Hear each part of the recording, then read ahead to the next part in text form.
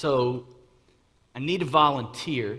I would love, it's nothing embarrassing. I have a tendency to embarrass people sometimes. So this is nothing embarrassing. I would love to have somebody who's maybe new to the church. Could be a first-time guest, or maybe you've just come a few times. Is there anybody out there being brave enough? It's worth it, I promise. Or Christy, do you want to come up? Jonathan, how about both of you? That would be awesome. Could you both come? Come on. Yeah, this is good. Yeah, give me a hand. Hey, Mindy, throw me that. Yep. Thanks. Awesome. Now, this is cool. So this is Jonathan and Christy, right? So now we have 9 dots here. Let me explain the 9 dots. I hope you can see this. We have 9 dots, and have you ever seen anything related to 9 dots at all? Okay, perfect. Have you? Don't lie. All right. So when I was a math teacher, yeah, I taught math, I know. But when I was a math teacher, I would always do these icebreaker games at the beginning, and if the students got it right, then I'd add like 5 points to their homework or quiz, something like that, okay? And so here is the challenge that I want to give you, okay? You got about 30 seconds to do this, okay? And you can do it together however you want to do. You're going to take this marker, and once you put it on the whiteboard, you can't lift it up, and I want you to draw 4 line segments without lifting the marker off the board that connects all of them. You with me? You understand? So you've got to draw 4 different line segments, and they have to connect all the dots, okay? But you cannot pick up the marker, okay? 30 seconds. Talk it through. You guys are a happy couple, so here we go. All right, cheer them on. Huh? She said we were a happy couple. All right, here we go. Ready, and go.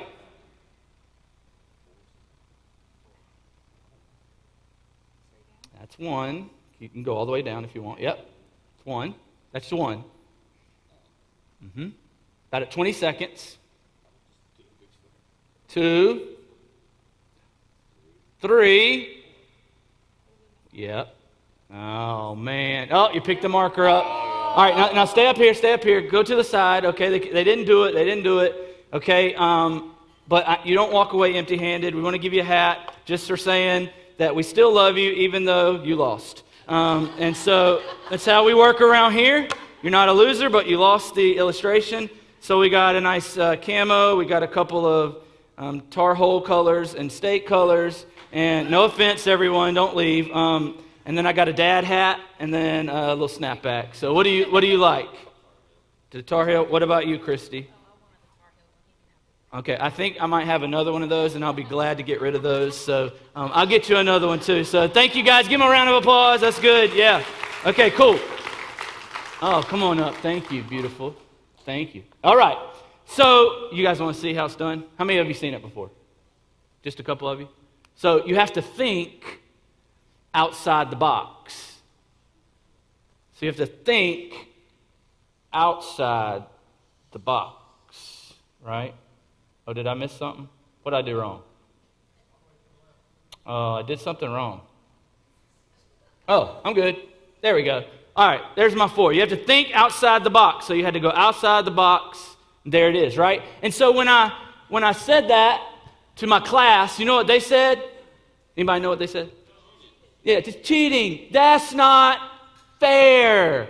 That's not fair. How can you do that? That is so not fair. It's kind of like life right now, and maybe always, isn't it? You look at what's happening in Afghanistan with our military and our leadership and innocent people.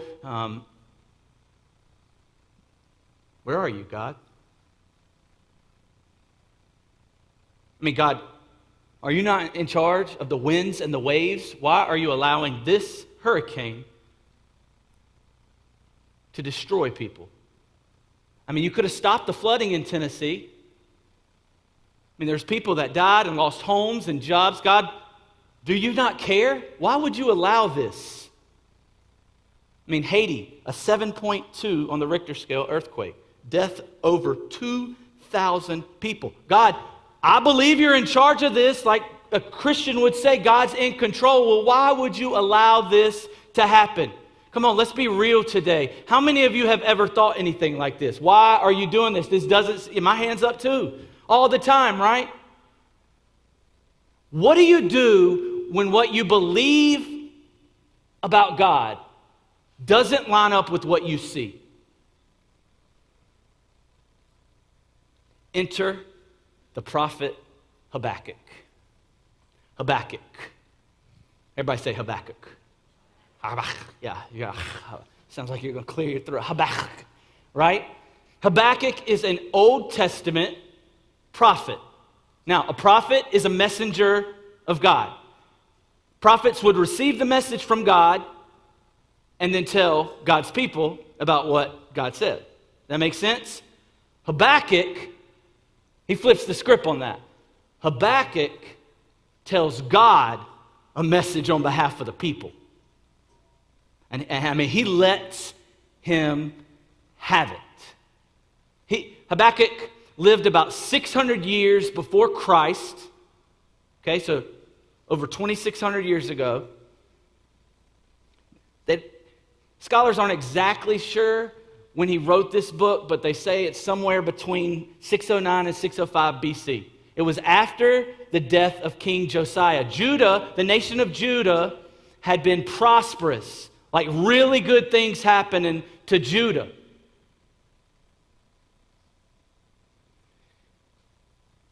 But Judah is now suffering.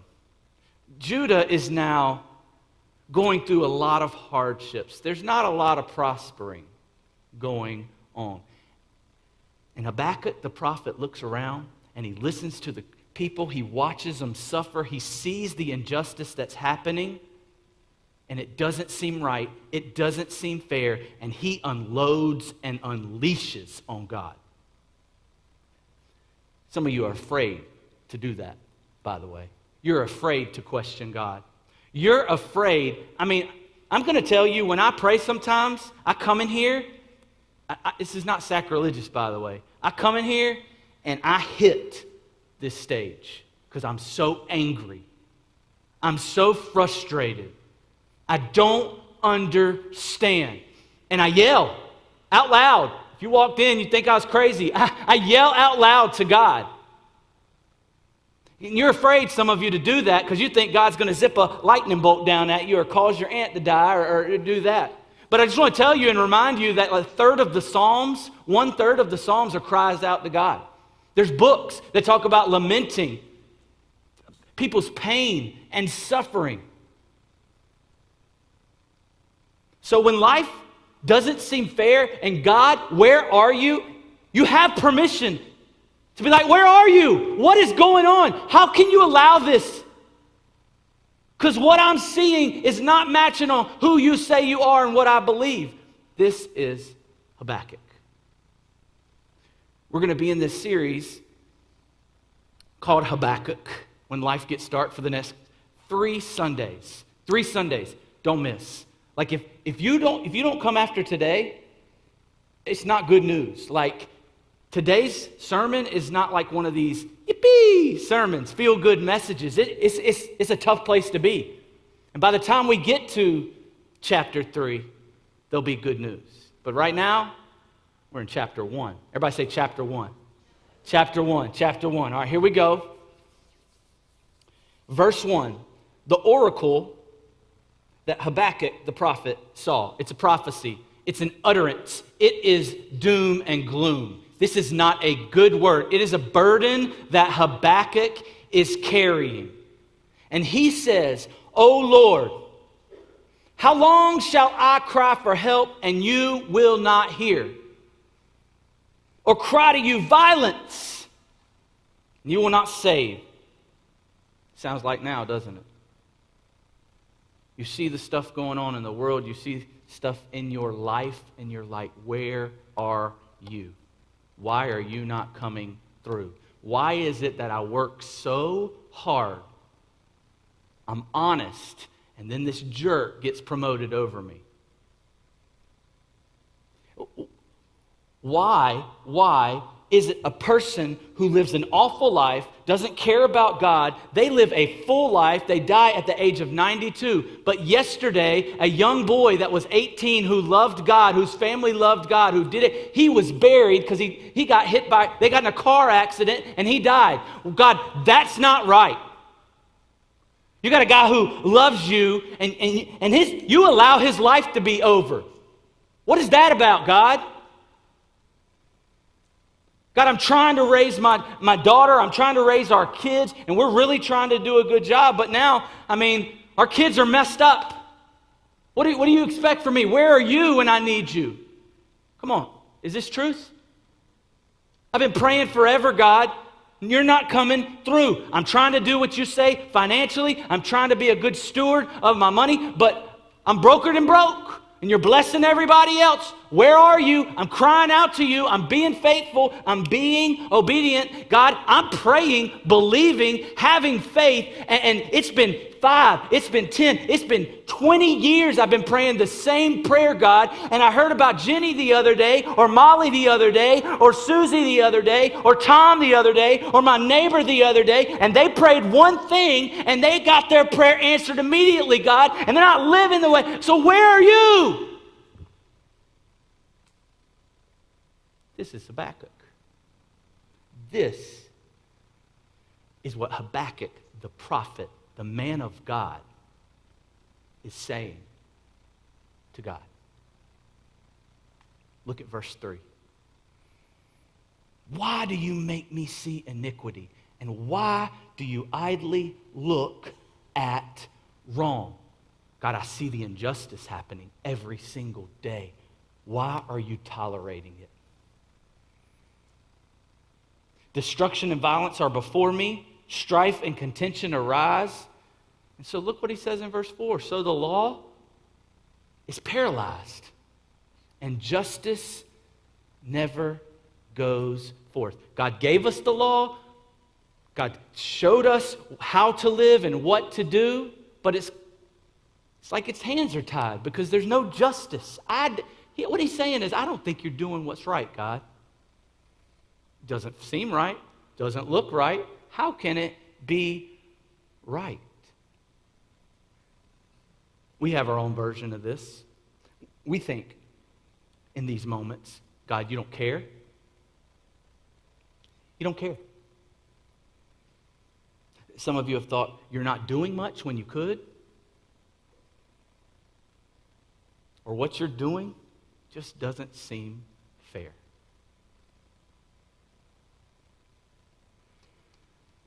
Here's what I know about you. If you're a follower of Jesus, okay? So if you're not a follower of Jesus, you can kind of just ignore me for this portion. But if you're a follower of Jesus, here's what I know about you. You started out in life, and at some point, the Holy Spirit drew you, things started happening, and you realized your need for God. You realized that He was salvation, and so you surrendered your life. And when you did, it was like a mountaintop moment. You remember the day you got saved? Everything was going right. You remember those days? That day you got saved and you were on top of the world. It was like, man, you came to church and the sermon just for you. You walk out, you get in your car, you go to lunch, and there's no line.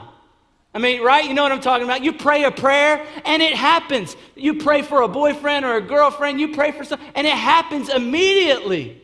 You are on the word. God is speaking. He is moving. Everything is going great as soon as you get saved for a little bit.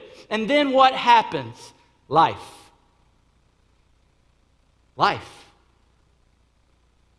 Something happens. You come to church and, they didn't sing your songs, or the message was all right, or, you had to wait in a long line for the meal. The prayer didn't get answered. Completely opposite. Mr. Prince Charming cheated on you. Thanks, God. So you were on a mountain, and all of a sudden life happens. Been there? And what happens is this. All of you, me too, at some point, we question if what we believe is actually true.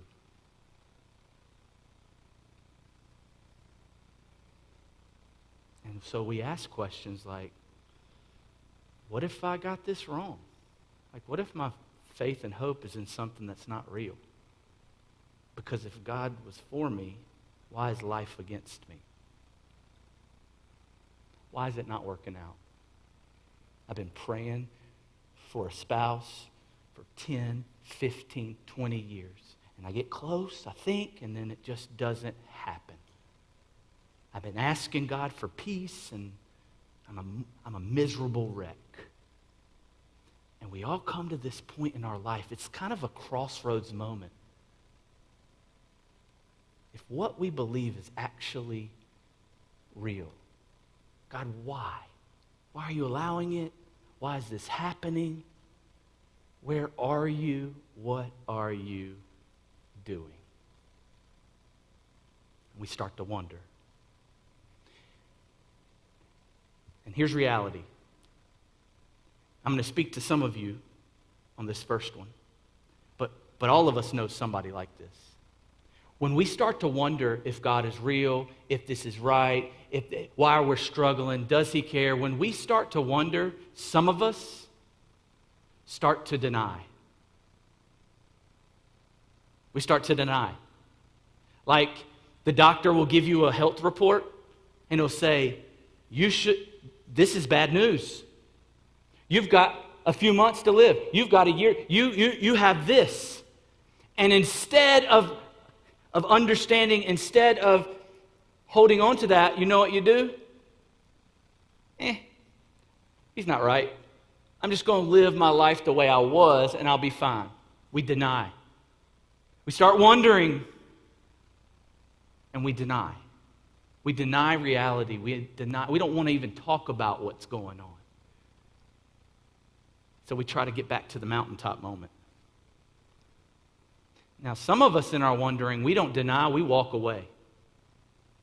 How many of you know someone who ended up in a crisis in a moment? They lost a child, they lost a spouse, they hit rock bottom, nothing was working out, and they said they were a believer, and God was doing something, they had a mountaintop experience, but as soon as they hit the tough times, as soon as pain hit, or a valley hit, or suffering hit, they said, this ain't real.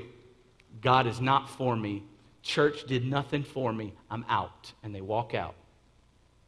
In their wondering, they walk away. You have these choices. You can deny, you can walk away, but I like what Habakkuk does.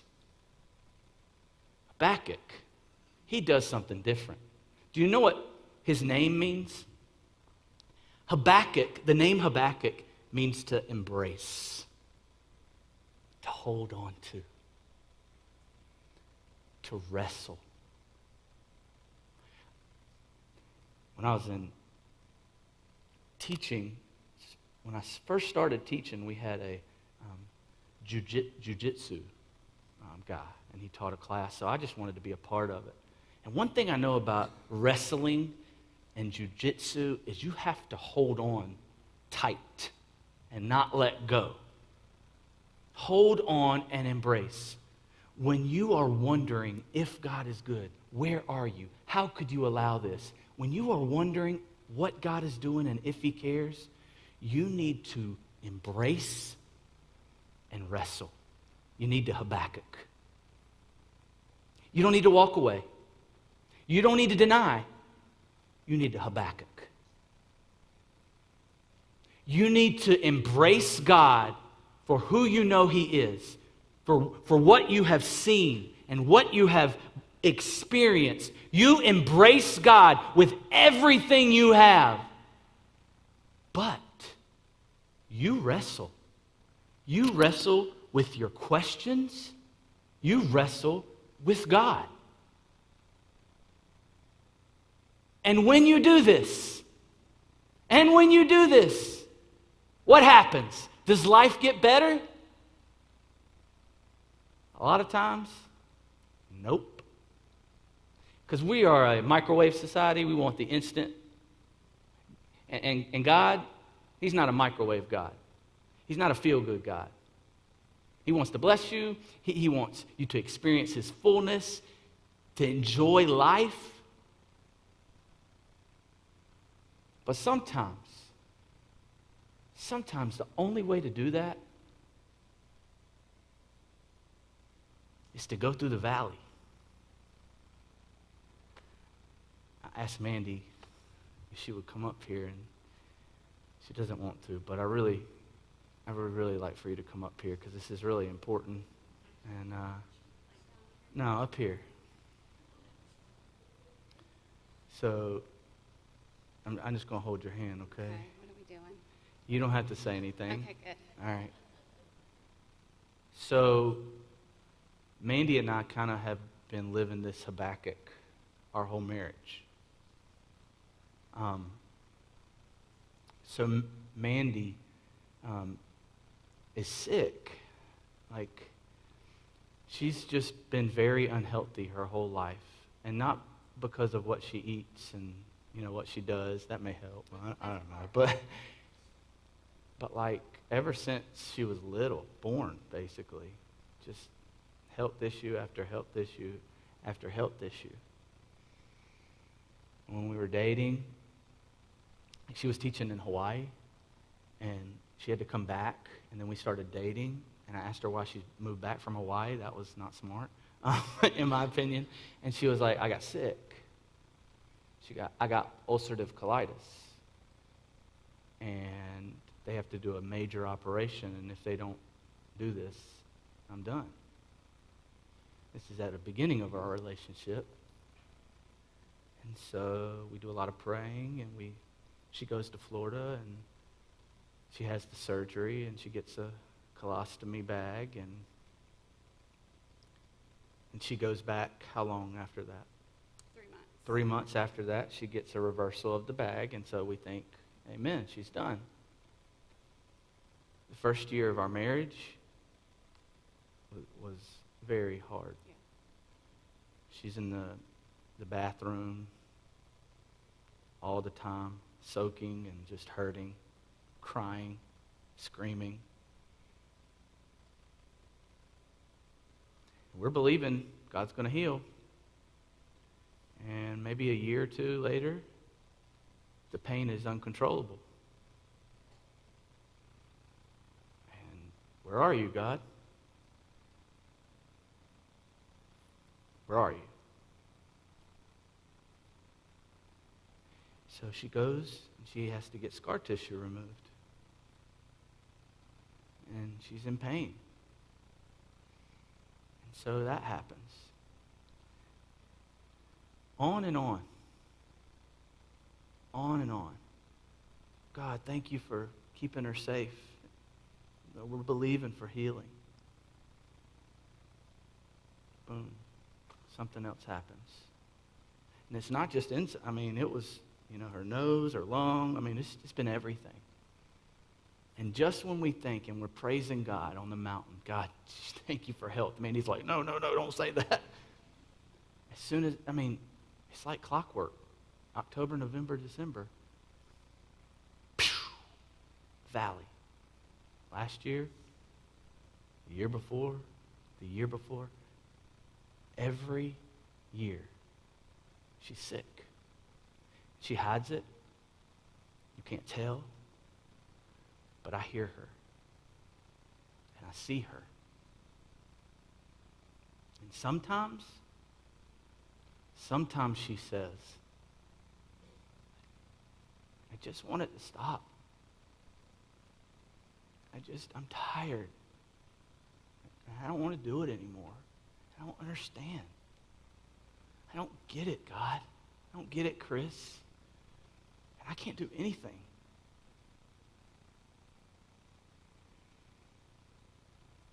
But she spoke something to me about a year ago. And it wasn't these exact words, it might have been. But I said, how do you keep doing it? How do you keep enduring when it's so hard? How do you keep going on?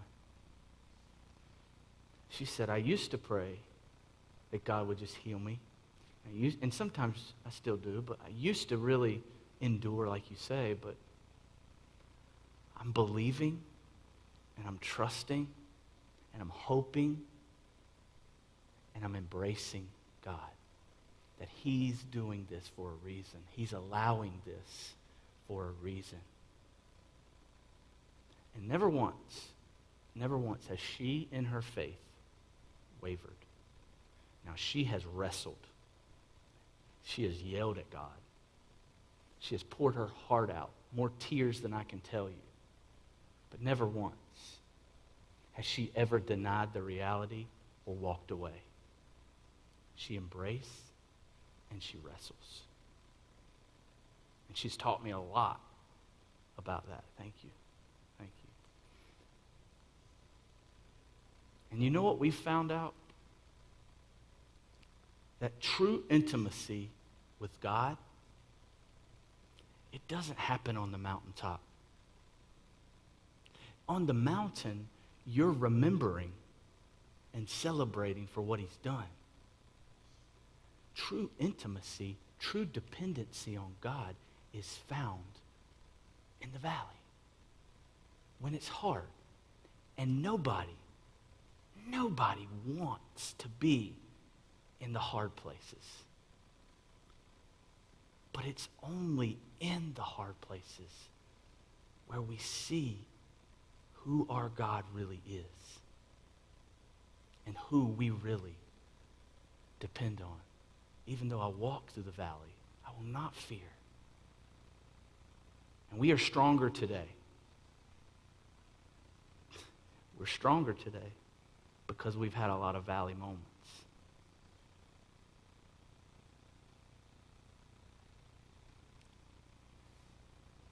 This is Habakkuk. He doesn't get it. He doesn't understand. He is, why are you, God, why? I don't get it. And finally, God says something. God speaks. No more wondering. God's about to say something that is going to change everything. Like, you knew this was coming, right? The sermon. This is the part of the sermon where it gets good. You know, woohoo, go God, right? Look at what God says. Look at the nations and watch. Be utterly amazed. Woo! What you going to do, God? You going to part the Red Sea? You going to light a bush on fire, God? You going to heal somebody? What are you going to do? I cannot wait. What are you going to strike down our enemy? What are you going to do? It's going to get good. You're going to answer my prayer. I can't believe it. He says, I'm going to do something in your days that you will not believe even if you were told. You know it's about to be good if God said that. Here it goes. Ready? For behold, I am raising up the Chaldeans. Wait a minute. What? Listen, Habakkuk. I'm raising up the Chaldeans, that bitter and hasty nation who marched through the breadth of the earth to seize dwellings not their own. See, if you don't know who these people are, these are the Babylonians. These are the enemies. These are the most dreaded terrorist group, hated nation, feared nation, and nobody could stop them. And here Habakkuk's crying out for an answer, and God says, I'll answer you. I'm going to let your enemies be even stronger. What? Did our connection get off? Like, that's what I'm thinking. God, I'm asking for healing. I'm asking for, your people are suffering. I'm suffering. My wife needs to be healed. And you're going to allow her to go through something worse? Listen to these people. They're dreaded and fearsome. Their justice and dignity go forth for themselves. Their horses are swifter than leopards, more fierce than the evening wolves. Their horsemen press proudly on. Their horsemen come from afar. They fly like an eagle, swift to devour. They all come for violence, all their faces forward. They gather captives like sand. At kings they scoff, and at rulers they laugh. They laugh at every fortress, for they pile up earth and take it. Then they sweep by like the wind and go on. Guilty men whose own might is their God. They are strong, they are powerful, and they will stop for nothing. They will destroy you. God says, you think it's bad now? It's going to get worse. And this makes no sense to Habakkuk. And this makes no sense to you. And this makes no sense to me. What do you do when you've been wrestling and embracing, and then God speaks or shows you, but it gets worse? What do? You Habakkuk. You continue to wrestle, and you continue to embrace. Look at what he does. Verse 12. Hear him saying this to God. Hey, God, are you not from everlasting? O Lord, my God, I'm declaring you're God. You're my Holy One. We're not going to die because of you. He's embracing what he knows about God. But watch this. He says, "O Lord, I'm embracing you. You're my teacher. You're my master. But you've ordained them, the enemies, as a judgment." I don't understand that. I'm wrestling. You, O rock, you are my rock. I'm embracing you. But you've established them for reproof. I'm wrestling. You who are purer eyes than to see evil and cannot look at wrong, embrace. Why do you idly look at traitors and remain silent when the wicked swallows up the man more righteous than he? I am wrestling back and forth. God, I believe this about you, but it doesn't make sense. God, I know this to be true, but this is not looking good, God. I believe you that nothing will come against your church, but we're under attack. Embrace and wrestle. Let me tell you, when you're struggling, God would rather have you wrestle than walk away. God would rather have you yell at him than to turn your back on him.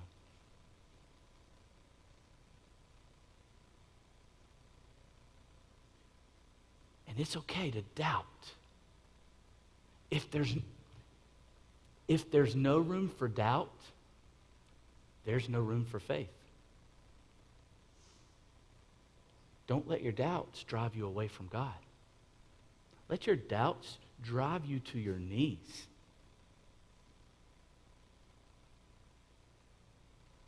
It's okay to doubt. Wrestle and embrace. Wrestle and embrace. John Newton, he wrote Amazing Grace. He prayed for this spirit, Chandler and I talk a lot about going deeper. And I listen and I kind of chuckle to myself about that, because I wonder if we really want to go deeper, because when we go deeper, oftentimes we suffer. John Newton, who wrote Amazing Grace, wanted to go deeper. He wanted to know God more. He wanted to see his glory more. He asked God, he begged God, and God answered his prayer and drove him to a place where he was tempted. He was tried in a deep, dark hole. He didn't even hear from God. He didn't even know. He was at a crisis of belief, all because he wanted to go deeper. He wanted more. And God used this low point, this valley, to give him exactly what he wanted. And he came out a lot better, to know God more, but he had to go through it in order to get that revelation. See, there's a basic principle in the Bible. Don't miss this. Suffering always comes before glory.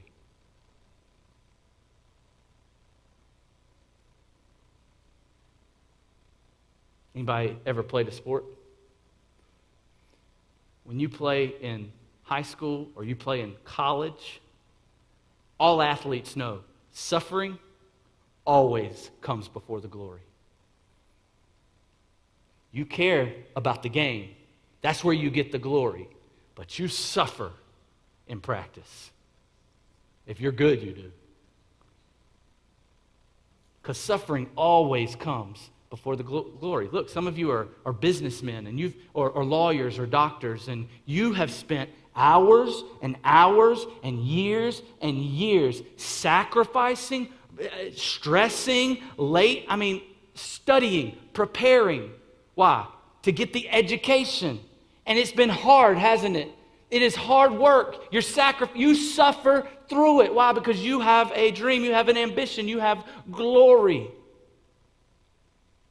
And we all want glory, but how many of us are praying for suffering? I'm not.